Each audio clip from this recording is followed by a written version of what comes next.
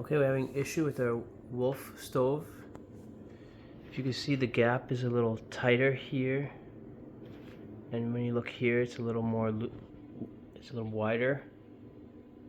So when I was inspecting this the other day, I started to check how tight it was at the hinge here.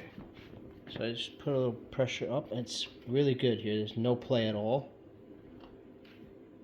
But when you come to this side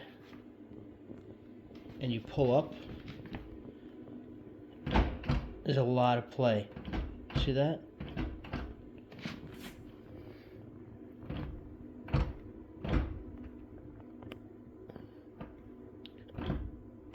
I don't think that's how it should be.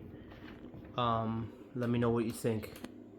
I think it's always been like that, and I just am realizing now, when we had the technician here to fix the hydraulic, I think we didn't realize that this hinge was an issue as well. All right, thank you.